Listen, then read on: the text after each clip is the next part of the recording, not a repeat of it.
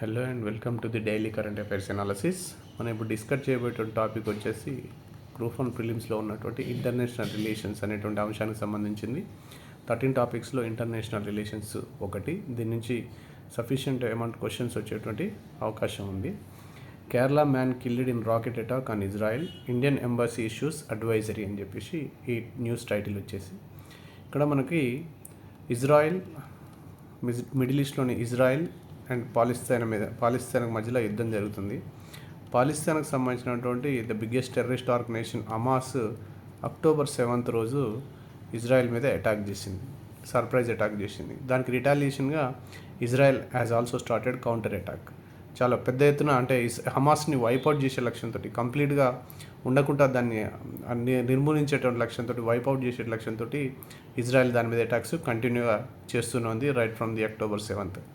ఇక్కడ ఈ వార్ మూలంగా because of this ongoing war several foreigners employed in the Israels have left the Israel and they have flood to their countries. కాబట్టి there is a scarcity in the workers population in the Israel. Foreigners అంతా వెళ్ళిపోయారు కాబట్టి scarcity ఉంది. Particularly అక్కడ ఉన్నటువంటి agriculture sector, construction sector and care taking sector, ఈ సెక్టార్స్లో చాలామంది వర్కర్స్ అవసరం ఉంది.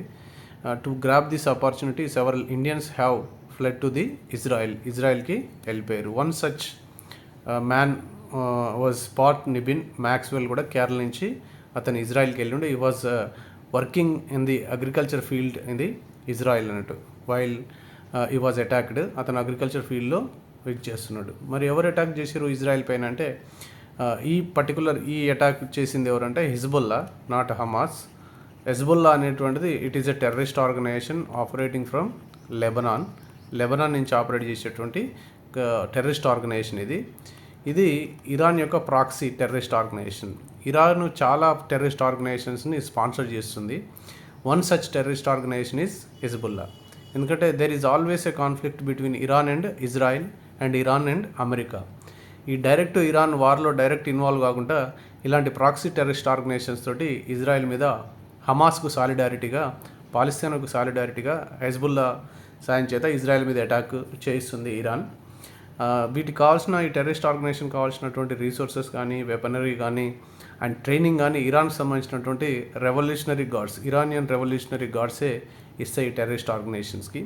అలాంటి one such terrorist organisation Hezbollah which operates from Lebanon has attacked the Israel yesterday and that led to the killing of an Indian man, Pat Nibin Maxwell. ఇది not only this Hezbollah, ఇంకొకటి కూడా పాలిస్తీన్కు సాలిడారిటీగా ఇజ్రాయెల్కి అగెనిస్ట్గా fight చేస్తున్నటువంటిది Houthis అనేటువంటి terrorist organization. ఇది యమన్ నుంచి operate చేస్తుంది. ఇది షియా terrorist organisations ఇవన్నీ కూడా. ఇరాన్ కూడా షియా కంట్రీ. హౌతీస్కి కూడా కావాల్సినటువంటి ట్రైనింగ్ కానీ, వెపనరీ కానీ, రిసోర్స్ కానీ ఇరానే ప్రొవైడ్ చేస్తుంది. ఇటీవల కాలంలో రెడ్ సీ నుంచి ట్రావెల్ చేస్తున్నటువంటి షిప్స్ మీద హౌతీస్ చాలా షిప్స్ మీద అటాక్ చేసిర్రు. దాన్ని కూడా ఇండియా కూడా రిటాలియేట్ చేసింది. నెక్స్ట్ సముద్రాలలో ఉండేటువంటి అండర్ వాటర్ ఇంటర్నెట్ కేబుల్స్ని కూడా వాళ్ళు డ్యామేజ్ చేసి ఇంటర్నెట్ సర్వీసెస్ కూడా వాళ్ళు ఇబ్బంది కలిగిస్తారు హౌతీస్. వీళ్ళు కూడా చాలా యెమెన్లో ఉన్నటువంటి ఒక హాఫ్ ఆఫ్ ద కంట్రీని, ఆల్మోస్ట్ హాఫ్ ఆఫ్ ద కంట్రీని హౌతీసే రెగ్యులేట్ చేస్తారు. ఇది కూడా one of the terrorist organizations sponsored by the Iran. ఇంకొక టెర్రరిస్ట్ ఆర్గనైజేషన్ వచ్చేసి ఇది హమాస్. ఇది పాలిస్తీన్కు చెందినటువంటి టెర్రరిస్ట్ ఆర్గనైజేషన్.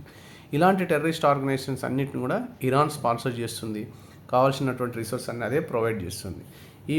ఇది first Indian killed in this war అన్నట్టు. ఇది ఇజ్రాయెల్కు పాలిస్తీన్కు జరుగుతున్న వార్లో మొట్టమొదటిగా మనం లాస్ అయినటువంటి ఇండియన్ పాట్ నిబిన్ మ్యాక్స్వెల్ పేరు గుర్తుంచుకోకపోయినప్పుడు కూడా ఏ టెర్రరిస్ట్ ఆర్గనైజేషన్ అటాక్లో అతను చనిపోయింది అనేటువంటి విషయాన్ని గుర్తుంచుకోవాలి. దాన్ని ఏ కంట్రీ నుంచి ఆ టెర్రరిస్ట్ ఆర్గనైజేషన్ ఆపరేట్ చేస్తుంది.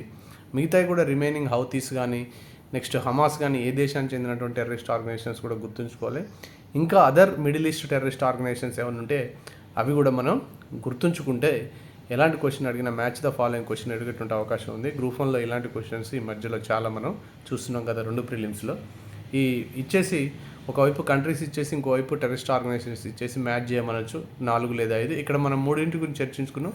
ఇంకా మిగతా ఇన్ఫర్మేషన్ కూడా మీరు కలెక్ట్ చేసి పెట్టుకుంటే మీరు క్వశ్చన్కి ఆన్సర్ చేయొచ్చు. ఈ క్వశ్చన్ వచ్చేటువంటి అవకాశం ఎక్కువగా ఉంది. పర్టికులర్లీ హౌతీస్ అయితే రిపీటెడ్గా వాళ్ళు ఫ్రీక్వెంట్గా వార్తల్లో ఉంటారు, డైలీ వార్తల్లో ఉండేటువంటి టెర్రరిస్ట్ ఆర్గనైజేషన్స్.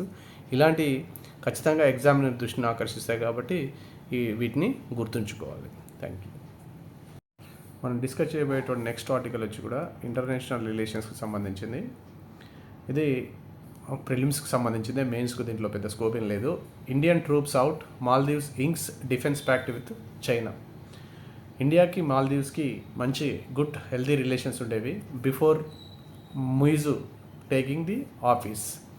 ఈ మాల్దీవియన్ ప్రెసిడెంట్ ముయిజు ఆఫీస్ రాకముందుకు ప్రీవియస్ గవర్నమెంట్ తోటి మనకు మంచి రిలేషన్ ఉండేది, డిఫెన్స్ టైస్ ఉండేది.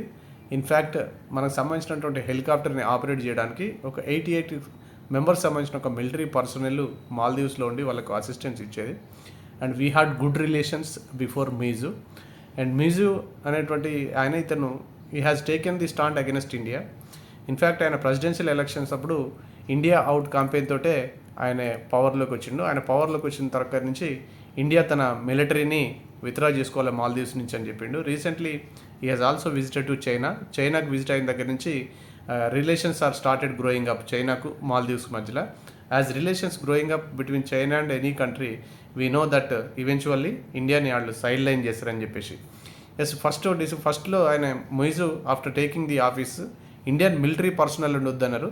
India has withdrawn the military personnel, only civil పర్సనల్ని అక్కడ పంపించింది. ఇప్పుడు ఏమంటుండంటే no Indian troops remain on island in uniform or in civil క్లాస్లో కానీ యూనిఫామ్లో కానీ ఇండియన్స్ ఉండడానికి వీల్లేదని చెప్పేసి అంటుండే. Because Maldives inks defence pact with China కాబట్టి, చైనా తోటి వాళ్ళకు డిఫెన్స్ ప్యాక్ట్ వచ్చింది కాబట్టి చైనా మెల్లగా శ్రీలంక తోటి అండ్ నెక్స్ట్ మాల్దీవ్స్ తోటి బంగ్లాదేశ్ తోటి కూడా టైస్ని ఇంక్రీజ్ చేసుకుంటూ ఇండియాని ఒక స్ట్రింగ్ ఆఫ్ పెరల్ పాలసీ ఉంటుంది చైనాది. చుట్టూ ఉన్న కంట్రీస్ని అది తన దగ్గర తీసుకొని ఇండియాని ఇబ్బంది పెట్టేటువంటి ఈ పనులు చేస్తుంది కాబట్టి it's a big concern to India because our traditional partner, our age old friend Maldives has inked defence pact with China కాబట్టి ఇది సీరియస్ రామిఫికేషన్స్ రిఫర్కషన్స్ ఉండేటువంటి అవకాశం ఉంది.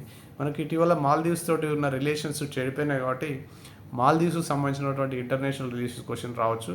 ఇంతకుముందు కూడా గతంలో మనకు మాల్దీవ్స్కి సంబంధించినటువంటి ప్రైమ్ మినిస్టర్ని ప్రెసిడెంట్ని అడిగేటువంటి అవకాశం ఉంది. ప్రెసిడెంట్ని మనకు చాలా సందర్భాల్లో మాల్దీవ్స్ ప్రెసిడెంట్ని అడిగిండు కాబట్టి ఇతన్ని కూడా మనం దృష్టిలో పెట్టుకోవాలి. ముయిజు మాల్దీవ్స్ ప్రెసిడెంట్ అనేటువంటి ఆయనే నేమ్ మాత్రం మనకు చాలా ఇంపార్టెంట్. గతంలో చాలాసార్లు అడగడం జరిగింది గ్రూప్ 1 ప్రిలిమ్స్లో కానీ గ్రూప్ 2 జనరల్ స్టడీస్లో కానీ.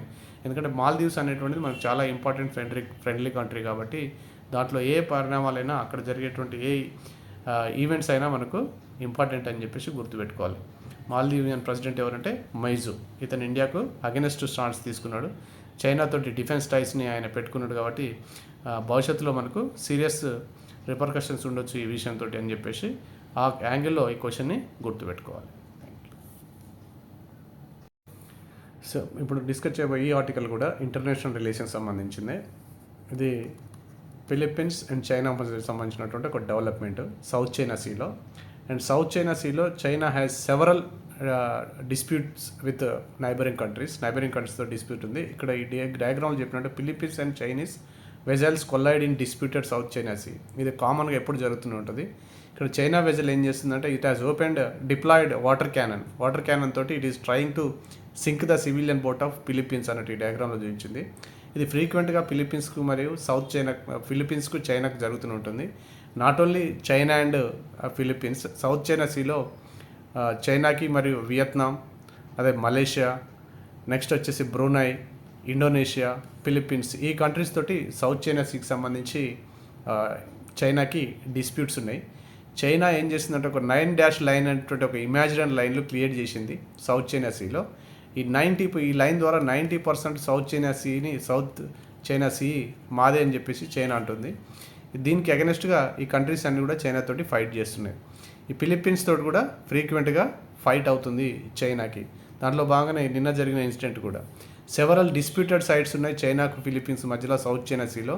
ఇక్కడ మిస్చిఫ్ రివ్ అని, Second Thomas Shoal, First Thomas Shoal, Half Moon Shoal అని, నెక్స్ట్ ఇంకొకటి ఇక్కడ చెప్పబడినటువంటిది స్కార్బరో షోల్ అని.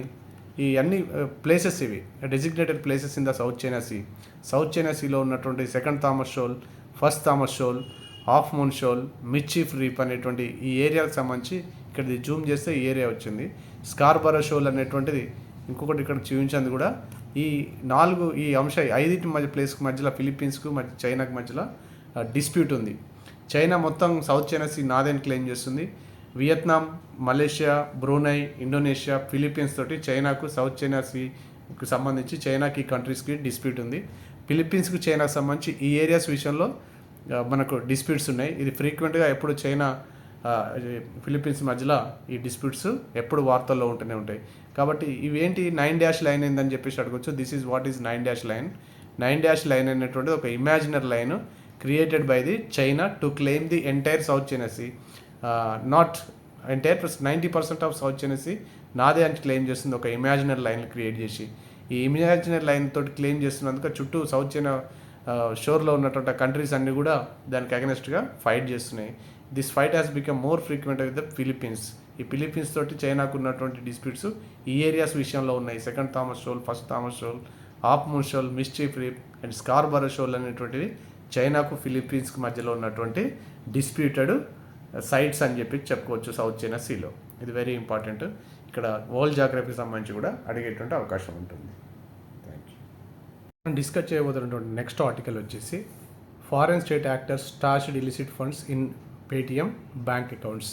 మనం ఆల్రెడీ ప్రీవియస్ కూడా ఈ ఆర్టికల్ గురించి, ఈ అంశం గురించి మనం డిస్కస్ చేసినాం. The Paytm payment bank limited PPBL అనేటువంటిది దీని యొక్క లైసెన్స్ని ఇటీవల ఆర్బీఐ సస్పెండ్ చేసింది. బికాజ్ ఆఫ్ ఫ్రాడులెంట్ ట్రాన్సాక్షన్స్ని అది నోటీస్ చేసింది కాబట్టి ఆర్బీఐ సస్పెండ్ చేసింది. And another institution financial intelligence unit and this is responsible for implementing PMLA prevention of money laundering యాక్ట్ని ఇంప్లిమెంట్ చేస్తుంది. It was set up in the year 1990. ఈ పిఎంఎల్ఏని ఇంప్లిమెంట్ చేసేటువంటి ఆర్గనైజేషన్ అయినటువంటి ఫినాన్షియల్ ఇంటెలిజెన్స్ యూనిట్ కూడా RBI దీని లైసెన్స్ని క్యాన్సిల్ చేసింది, పేటిఎం పేమెంట్ బ్యాంక్ లిమిటెడ్ లైసెన్స్ని. అండ్ ఈ లైసెన్స్ని క్యాన్సిల్ చేయడం వల్ల ఈ స్టాక్ ప్రైజెస్ కూడా పడిపోయినాయి. పేటిఎం పేమెంట్ బ్యాంక్ లిమిటెడ్ ఈ స్టార్టప్ యొక్క స్టాక్ ప్రైజెస్ చాలా దారుణంగా పడిపోయినాయి.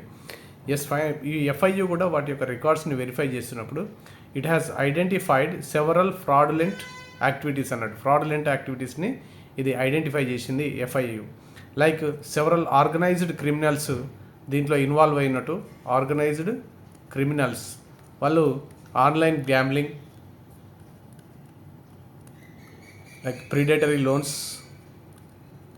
లోన్స్ అంటే బలవంతంగా లోన్స్ ఇచ్చి వేధించేటువంటి లోన్స్, అదర్ ఇలిసిట్ యాక్టివిటీస్ ఇవన్నిటి కూడా చేస్తున్నట్టుగా ఇది ఐడెంటిఫై చేసింది financial intelligence unit, organised criminals. అయితే ఇంకొక విషయం ఏంటంటే ఇవన్నీ కూడా ఈ అన్నీ కూడా ఆన్లైన్ గ్యాంబ్లింగ్ చేసేటువంటి ఆర్గనైజ్డ్ క్రిమినల్స్ అందరూ కూడా ఒక కంట్రీ తోటి వాళ్ళకి లింకప్ ఉన్నట్టుగా రివీల్ అయింది. The countries none other than China apps అని చెప్పేసి మనం అనుమానిస్తున్నప్పుడు కూడా డ్యూరింగ్ ఈ ఫినాన్షియల్ ఇంటెలిజెన్స్ యూనిట్ యొక్క స్క్రూటినీలో, రికార్డ్స్ యొక్క స్క్రూటినీలో అది బయటపడింది. కాబట్టి ఈ Paytm payment bank limited and financial intelligence role already మనం డిస్కస్ చేసినాం, దాన్ని తెలుసుకొని ఉంటే మంచిది.